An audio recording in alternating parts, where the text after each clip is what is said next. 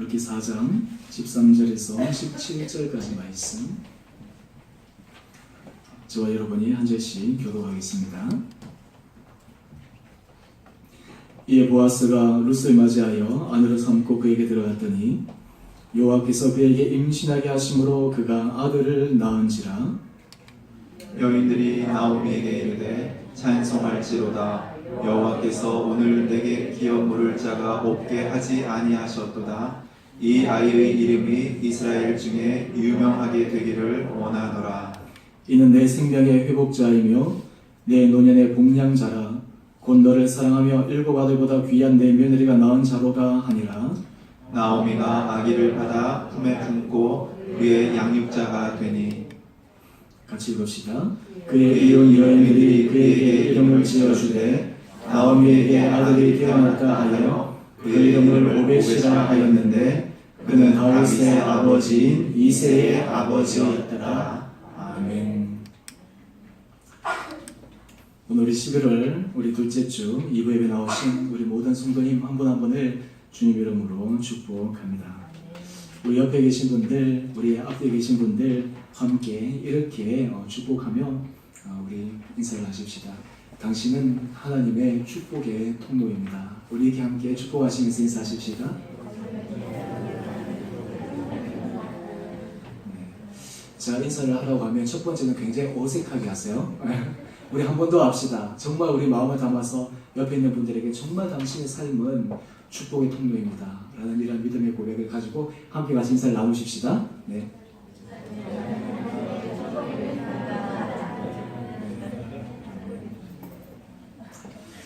저는 우리 주의 교회 성도님들 한 분 한 분들을 생각할 때 정말 여러분 한 분 한 분들이 하나님 앞에서 거룩한 축복의 통로가 되기를 원합니다. 여러분들과 함께 있으면 여러분들로 인해서 주변의 사람들이 행복하고, 여러분들로 인해서 주변의 사람의 삶의 문제가 해결되고, 여러분들로 인해서 주변의 사람들이 위로받을 수 있는 정말 하나님 주시는 축복된 하나님의 자녀가 되기를 원합니다. 니시나타 스토우라는 일본 변호사님이 쓴 책 가운데 운을 읽는 변호사라는 책이 있습니다. 이분이 나이가 74세 정도 되신 분인데, 이분이 한 50년간 많은 이 클라이언트를 만나면서, 그러니까 이 변호사다 보니까 법정 다툼을 위해서 만났겠죠. 그런데 그 많은 만난 사람들의 삶을 살펴보니까 한 1만 명 정도의 삶을 분석하고 추적했는데 공통되는 특징을 발견했다라는 것입니다. 그러면서 이제 이분이 대담하면서 여러 가지 얘기를 나누었는데요. 그게 뭐냐면, 인생 가운데서 어떤 사람들은 삶이 정말 축복받고 형통하고 열리는데 어떤 사람들은 아무리 노력하고 해도 안 되는 그런 사람들이 있더라라는 거예요. 그러면서 그분이 얘기하는 게 뭐냐면, 인생에 있어서 이 운칠기삼이라고 여러분 아시잖아요.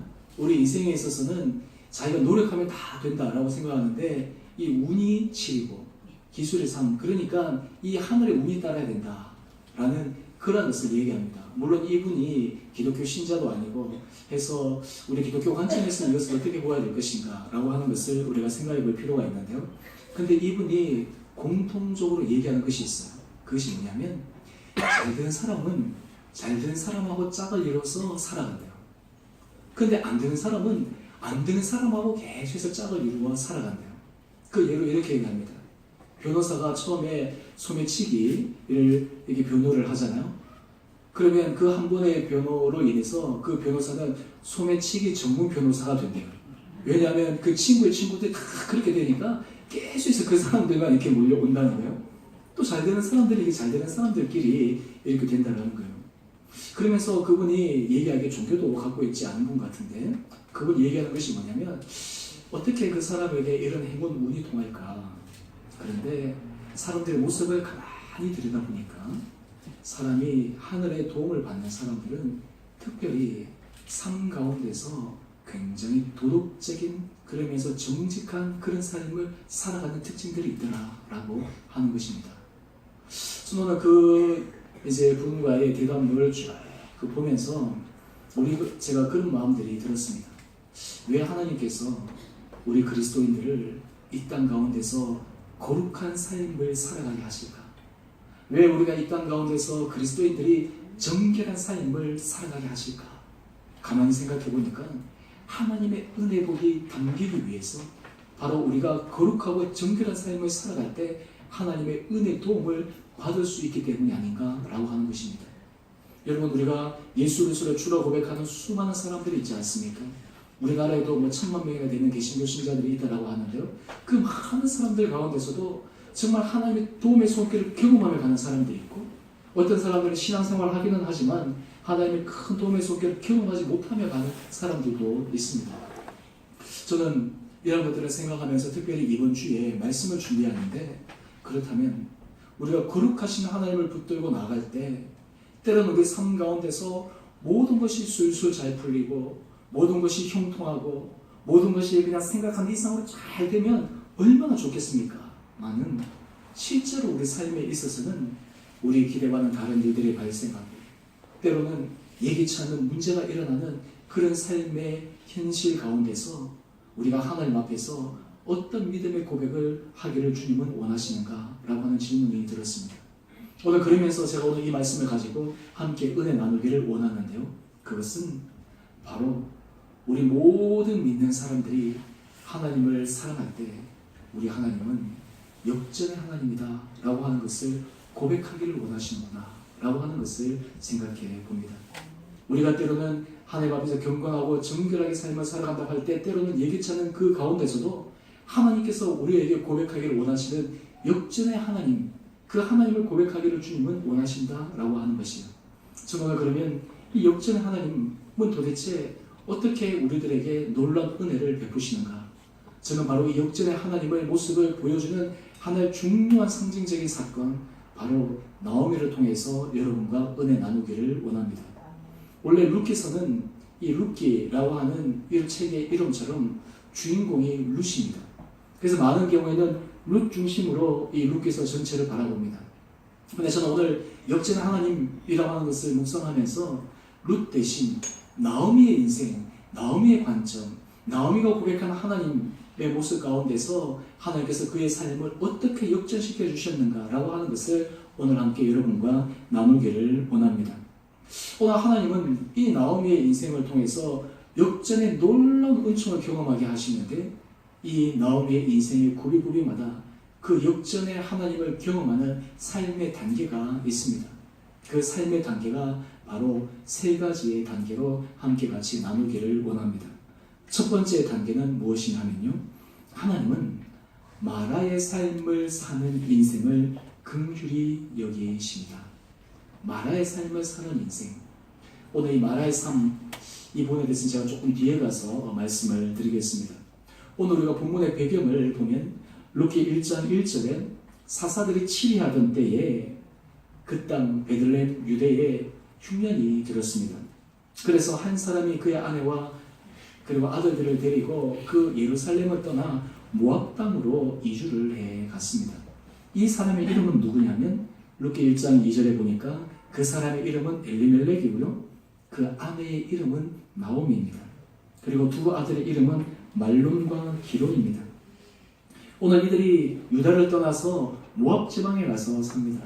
오늘 여기서 우리가 주목해 보아야 될 인물은 바로 이 나오미인데, 오늘 이 나오미의 이름의 뜻을 우리가 보면 참 여러 가지 많은 의미가 담겨 있습니다. 이 나오미의 뜻은 무엇이냐면 나의 기쁨이라고 하는 뜻입니다. 다른 말로 하면 이 나오미의 인생은 기쁨과 행복과 즐거움이 넘치기를 소망하는 마음이 그의 이름 가운데 깃들여져 있다라고 하는 것입니다. 저는 이 나오미라는 이름을 제가 이번 주 설교를 묵상하면서 하나님께서 제 마음 가운데 주시는 것이 무엇이냐면, 오늘 이 땅 가운데서 우리의 모든 하나님의 자녀들이 하나님 앞에서 기쁨과 즐거움과 행복한 삶을 살기를 원하시는 하나님의 마음이 이 나오미의 이름을 통해서 우리가 다시 한번 발견할 수 있겠구나 라는 생각을 해봅니다. 여러분, 하나님께서 우리를 이 땅에 보내셨을 때 우리 이 땅에서 살아가는 여러분의 삶은 하나님께서 풍성하고 은혜로운 삶으로 인도하시기 원하는 하나님의 섭리를 여러분 믿으십니까? 우리가 이 세상을 살아가면서 우리가 고통하고 막 이것을 위해서 하나님께서 이 땅을 보내신 것이 아니라 어떤 종교에서는 인생은 고다라고 이렇게 이야기를 하지만 하나님께서 우리를 이 땅 가운데서 보내는 것은 인생의 고통에 수레받기 위해서 돌아가기 위한 훈련의 장이 아니라 우리로 하여금 하나님의 은혜의 기쁨을 받아 누리기를 살기를 원하시는 하나님의 마음이 담겨 있다라고 하는 것을 우리는 기억해야 합니다. 그런데 문제는 무엇이냐? 이 나오미가 자기 이름대로 살려고 유대를 떠나서 모압 땅으로 갔는데 거기에 더 큰 시련이 닥쳤다라고 하는 것입니다. 오늘 지금 이 나오미가 그 시련으로 말미암아 자기의 이름을 다시 예루살렘으로 돌아왔을 때 자기에게 나오미라고 하는 사람들에게 나를 나오미라고 부르지 말라라고 이야기를 합니다. 룻기 1장 20절의 말씀인데요.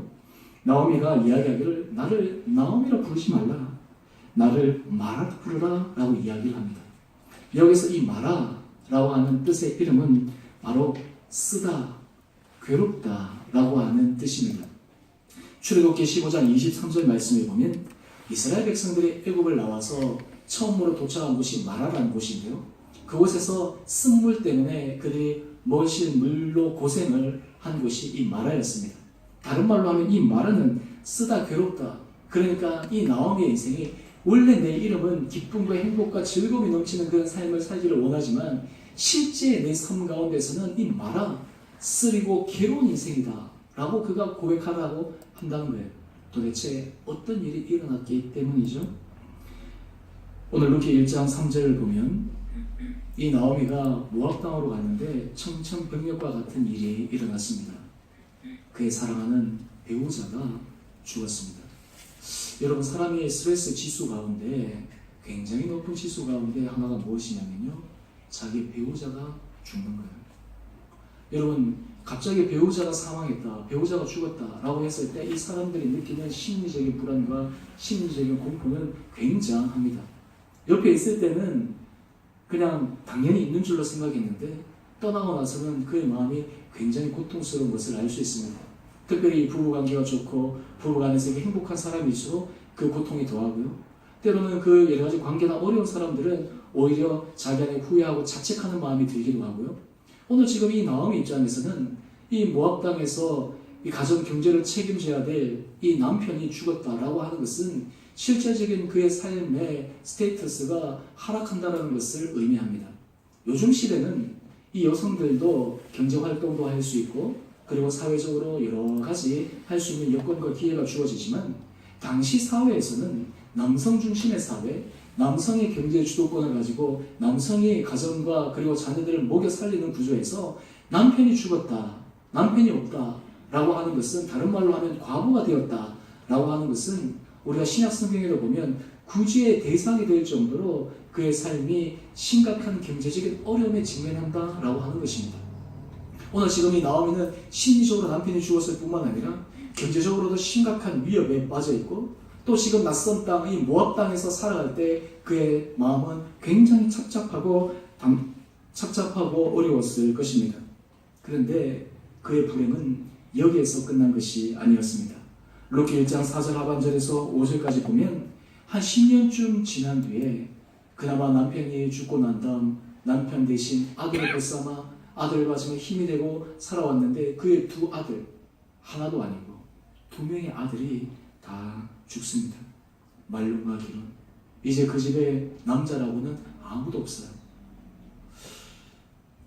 여러분, 우리가 삶을 살아갈 때 우리 인생 가운데서 이 나오미처럼 극단적인 인생의 고통을 경험하기도 참 쉽지가 않겠지만 원래 남의 큰 고통보다는 내 손톱 밑에 가시가 더 아프고 힘들다고요. 많은 사람들은 자기 자신의 삶의 문제로 인해서 굉장히 고통을 느낍니다. 그때 우리가 하는 것은 왜 내 인생은 이럴까? 오늘 이 나오미가 고백한 것처럼 왜 하나님이 나를 이렇게 괴롭게 하실까? 그런데 여기서 우리가 기억해야 될 것이 있습니다. 역전의 하나님을 고백하는 성도들은 이러한 고통과 어려움과 힘듦의 순간에 있을 때 그때 우리가 마라의 삶을 살아가고 있는 우리의 모습을 우리보다도 더 안타까워하시고 우리보다도 더 긍휼히 여기시는 하나님의 마음을 기억하고 하나님을 바라보아야 합니다. 오늘 우리가 삶 가운데서 이 나오미가 바로 그 마라의 삶 가운데서 하나님이 그를 긍휼히 여기시는 것을 주님은 경험하기를 원하셨습니다.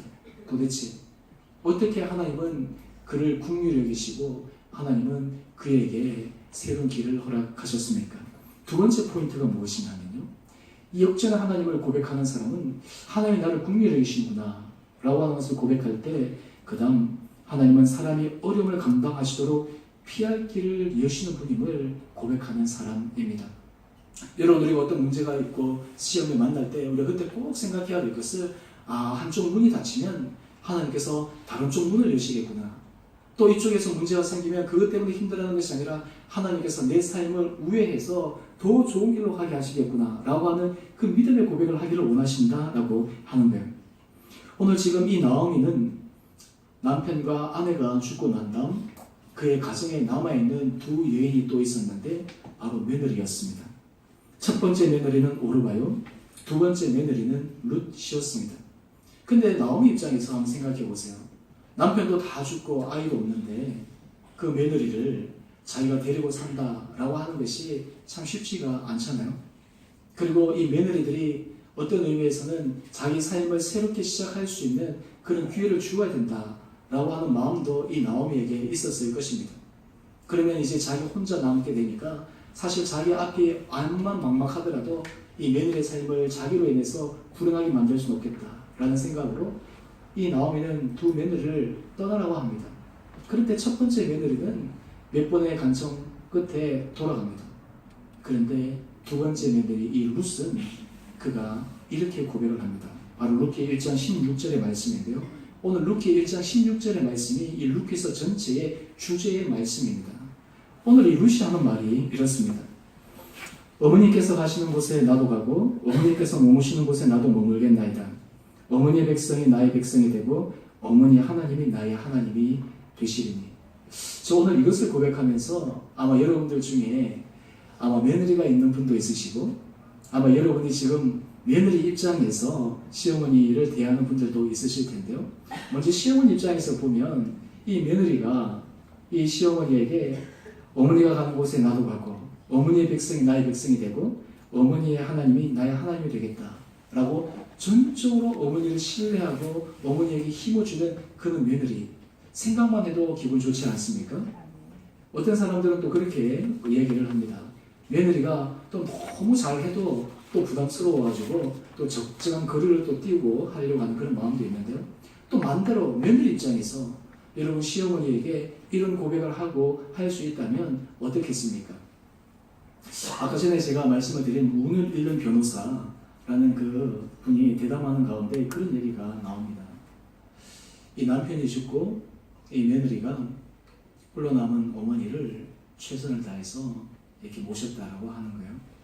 그런데 신기하게도 그 모시는데 그 며느리에게 이상하게 놀라운 은혜의 물질을 보게 생긴다는 거예요. 또 다른 하나의 고백이 있는데 그것이 뭐냐면 병든 부모를 위해 가지고 이 자녀가 그 어머니 그 부모를 위해서 한적한 곳에 가서 땀을 싸서 부모님을 봉양하는데 갑자기 그 지역에 고속도로가 쫙 뚫려가지고 헐값에 산 땅이 갑자기 가격이 폭등해서 완전히 부동산 투기가 된 거죠. 그래가지고 그냥 엄청난 부를 그냥 받는 것. 그러면서 이 변호사 얘기가 무엇이냐면 왜 그럴까? 이 부모를 잘 모시니까 정말 그런 복이 많구나 라고 그가 깨달았다라고 하는 거예요. 오늘 그런데 이 부모를 잘 모신다라고 하는 것, 부모 입장에서 자녀들 그렇게 주기를 원하지만 사실 그렇게 되는 것도 쉽지가 않잖아요. 더군다나 며느리가 이 시어머니 아들도 없는데 그렇게 한다라고 하는 것은 얼마나 어려운 일입니까? 바로 여기에 우리가 보아야 될 포인트가 있습니다. 바로 이 나오미의 인생이 마라의 삶을 살아가고 있을 때 하나님은 이 나오미를 긍휼히 여기시고 불쌍히 여기셔서 그에게 룻이라는 정말 착하고 신실하고 믿음이 있는 며느리를 붙여주셨다라고 하는 거예요. 다른 말로 하면 그 며느리가 이 룻에게 있어서 새로운 도움의 손길, 새로운 조력자의 역할을 감당할 수 있도록 하나님께서 피할 길을 내시는 거예요. 아마 지금 이 포인트에서는 이 나오미가 앞으로 장차 자기의 인생이 어떻게 전개될지 전혀 상상도 못했을 것입니다. 여러분, 우리가 인생을 살아갈 때 우리에게는 두 가지의 관점이 필요합니다. 첫 번째는 미시적인 관점입니다. 미시적인 관점이라는 것은 내가 과거를 보면서 현재에 내가 최선을 다해서 집중하는 것인데요. 그런데 미시적인 것들을 잘 보기 위해서 우리들에게 필요한 것이 무엇이냐면 거시적인 관점이에요. 오늘 지금 이 삶이 여기에서 끝나는 것이 아니라 앞으로 10년, 20년 또 앞으로 큰 미래의 것을 바라볼 때 이 거시적인 관점을 바라보면서 오늘 현재의 삶을 재해석하면 새로운 문제가 그 여러 가지 삶의 어려운 문제들이 새롭게 받아들여질 수 있는데요. 오늘 지금 이 나오미 입장에서는 자기 아들도 죽고 남편도 죽었던 이 미시적인 관점에서 이 룻이라는 며느리가 단지 그냥 감정적으로 그냥 정서적으로만 기뻐했을 것이지만 여기는 하나님의 놀라운 손길에 담겨 있었다라고 하는 것을 그는 뒤에 가서 경험하게 됩니다. 오늘 실제로 이 나오미가 그의 딸 며느리와 함께 예루살렘으로 돌아가서 이 나오미에게 룻이 어떻게 했는가라고 하는 것을 성경의 기록을 보면요. 어떤 사람은 말로는 잘하겠습니다 라고 하는데 시간이 지나면 지날수록 잘 못하는 그런 관계도 있잖아요. 그런데 이 며느리 룻은 달랐어요. 자기가 말한 것 이상으로 최선을 다해서 잘했습니다. 그래서 루키 4장 15절 말씀을 보니까 이 며느리를 어떻게 평가했냐면 이렇게 평가합니다. 내 생명의 회복자이며 내 노년의 동량자라. 너를 사랑하며 7 아들보다 귀한 내 며느리. 오늘 이 룻에 대한 사람들에 대한 평가가 생명의 회복자고 노년의 동량자고 사랑하며 7 아들보다 귀한 내 며느리라는 그런 평가가 담겨 있는 거예요. 오늘 이 나오미의 인생 가운데 하나님께서는 이 룻이라는 도움의 손길들을 붙여주십니다. 여러분, 우리가 삶을 살아갈 때 여러분들이 꼭 기억해야 될 것은 우리가 하나님의 은혜 아래 붙어 있기만 하면 하나님은 늘 우리들에게 도움의 손길을 붙여주십니다. 우리가 하나님 앞에서 거룩하고 정결한 삶을 살아갈 때 하나님은 우리가 생각하지도 못하는, 때로는 우리가 기대할 수 없는 그 대상이 갑자기 우리에게 찾아오거나 또 우리 가족 가운데서나 우리 친구나 우리 주변에 있는 사람들이 우리에게 새로운 어떤 힘이 되는 그러한 관계로 나타날 수도 있다라고 하는 거예요. 그런데 그때 우리가 기억해야 될 것은 바로 그 사람의 마음을 움직이고 그 사람의 마음을 감동시키는 이는 누구시냐? 하나님이시라는 거예요. 오늘 지금 이 말의 삶을 살면서 고통스러워하고 있는 그를 긍휼히 여기셨던 하나님은 바로 이 말의 삶을 살고 있는 이 나오미에게 룻이라는 인물을 통해 그의 삶을 위로하고 있다라고 하는 것입니다. 여러분, 역전의 하나님이라고 고백하는 사람들을 마음속에 늘 기억해야 될 것은 하나님께서는 여러 가지 삶의 문제 앞에 직면했을 때 하나님께서는 이 문제가 문제로 끝나는 것이 아니라 나에게 새로운 은혜의 문을 여시겠구나 라고 하는 믿음의 고백이 있어야 된다라고 하는 거예요. 여기에서 이제 더 중요한 포인트가 있습니다. 이제 마지막 포인트인데요. 역전의 하나님을 경험하고 고백하기 위해서는 제가 조금 전에 거시적인 관점에서 봐야 된다라고 말씀을 드렸는데, 그러면 하나님은 우리의 인생을 통해서 어떤 일을 이루어 가시려고 우리로 하여금 여러 가지 어려움과 환난과 고통과 때로 예기치 않은 문제에 직면하게 하시는가라고 하는 거예요.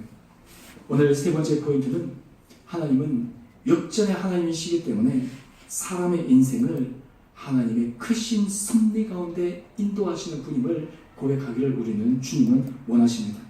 오늘 이것을 살펴보기 위해 오늘 함께 읽었던 본문 말씀들을 쭉 보면요.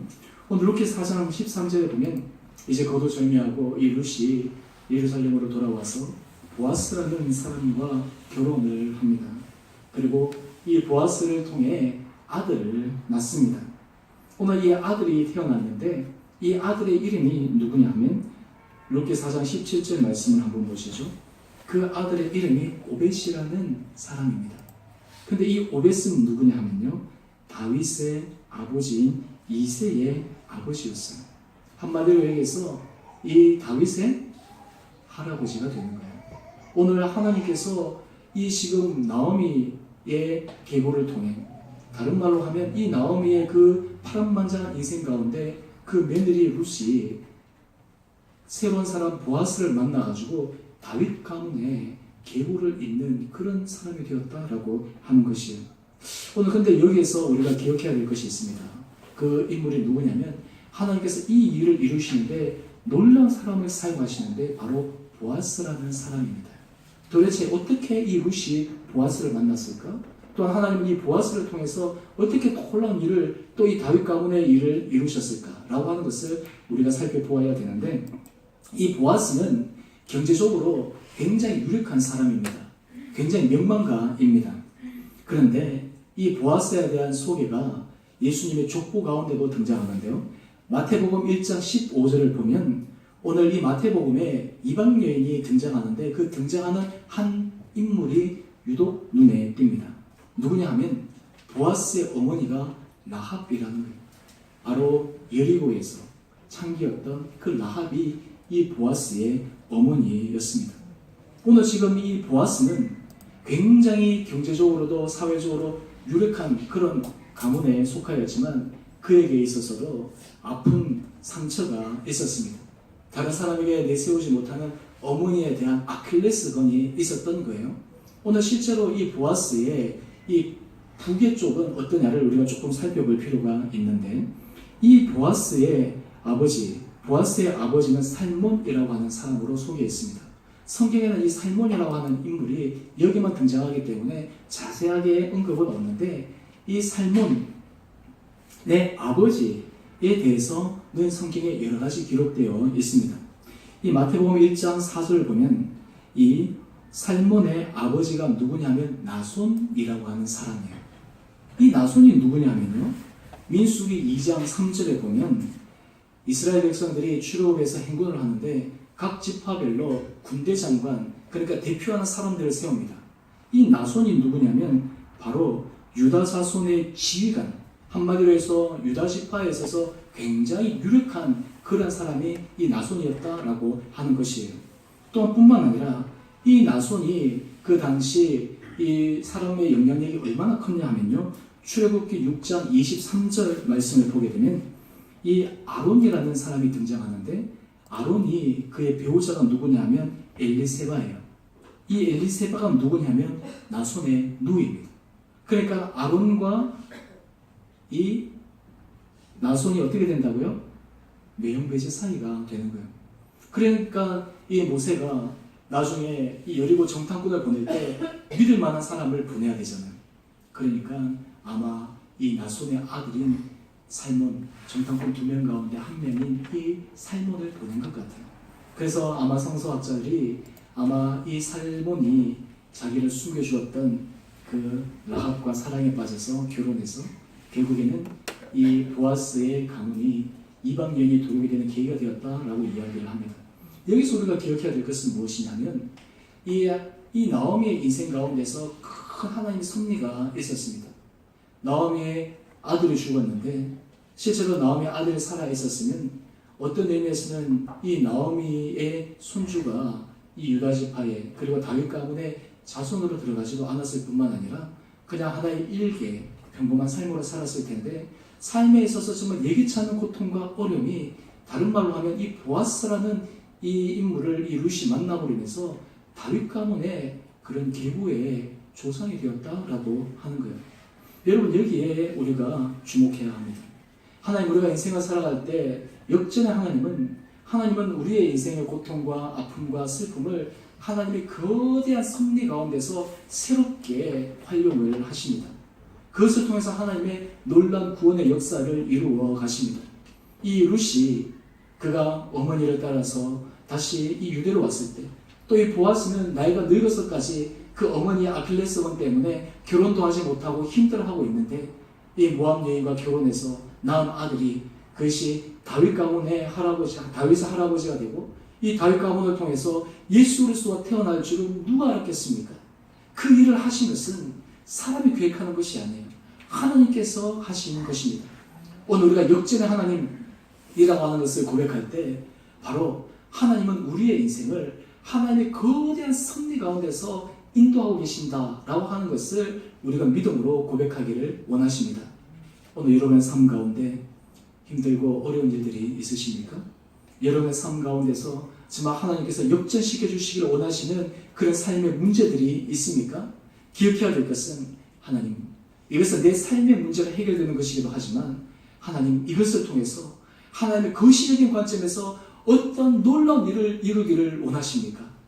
믿음의 사람은 바로 이 역전의 하나님을 믿음으로 고백할 때 하나님께서 새롭게 역사하실 그 구원의 손길을 기대하면서 그 하나님을 찬양하는 사람이 바로 역전 하나님을 고백하는 사람입니다. 저는 우리 성도님 한 분 한 분들이 이런 믿음과 은혜를 주시기를 주님의 이름으로 축원합니다. 여러분, 우리 인생을 살아갈 때 역전의 하나님을 우리가 고백하게 되면 우리는 삶을 대하는 태도가 달라집니다. 삶을 대할 때 우리 마음이 위축되지 않습니다. 삶을 대할 때 우리 마음이 낙심되지 않습니다. 왜 그렇습니까? 모든 것을 변화하여 하나님의 거대한 은혜 섭리 가운데서 지키시는 그 하나님의 구원의 섭리를 믿기 때문에 우리는 믿음으로 담대하게 걸어갈 수 있다라고 하는 것입니다. 저는 바라기는 여러분의 삶의 순간순간마다 이런 역전의 하나님을 통해 우리의 삶이 개인적인 현실적인 뿐만 아니라 미래의 거시적인 관점, 그리고 앞으로 우리가 바라보지 못하는 미래의 관점에서 하나님께서 하실 그 놀라운 위대한 일을 생각하면서 우리가 기도할 것은, 하나님, 오늘 저의 현재의 이 일들을 통해 하나님의 놀라운 은혜의 구원을 베푸는 기회가 되게 하여 주십시오. 이것을 통해 하나님의 능력이 드러나는 기회가 되게 하여 주십시오. 오히려 우리에게 불평하고 절망하는 순간이 아니라 하나님, 이 일을 통해 하나님이 일하시는 것을, 하나님이 베푸시는 것을, 하나님께서 정말 계획하시는 것이 이루는 귀한 계기가 되게 하여 주십시오. 이런 믿음의 고백을 하는 성도님들 가운데 하나님께서 역전의 하나님이라는 믿음의 고백을 담대하게 하고 그것을 통해서 믿음 가운데서 힘있게 걸어갈 수 있는 여러분 한 분 한 분 되시기를 주님의 이름으로 축원합니다. 우리 함께 같이 우리 찬양하십시다.